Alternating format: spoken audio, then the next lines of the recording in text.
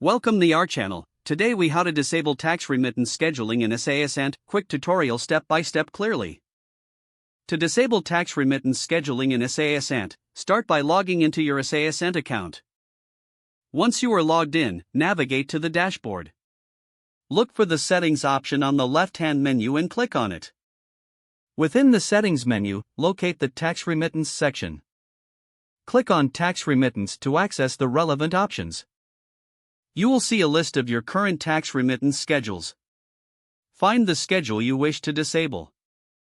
Once you have located, in the editing options, look for the Enable Scheduling toggle. Switch the toggle to off to disable the schedule.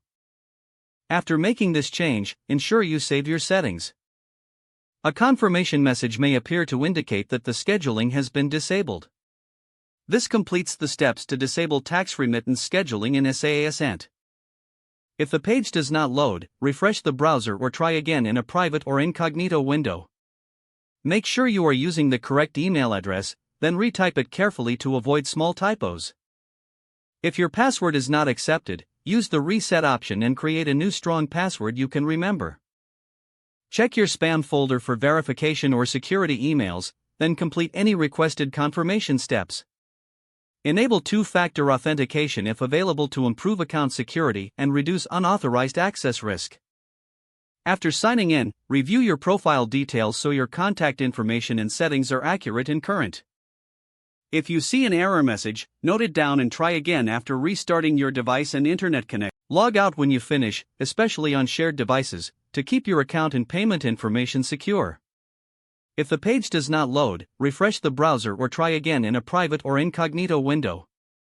Make sure you are using the correct email address, then retype it carefully to avoid small typos. If your password is not accepted, use the reset option and create a new strong password you can remember. Check your spam folder for verification or security emails, then complete any requested confirmation steps. Enable two-factor authentication if available to improve account security and reduce unauthorized access risk. After signing in, review your profile details so your contact information and settings are accurate and current. If you see an error message, note it down and try again after restarting your device and internet connection. Don't forget to like this video and subscribe to our channel for more step-by-step tech guides.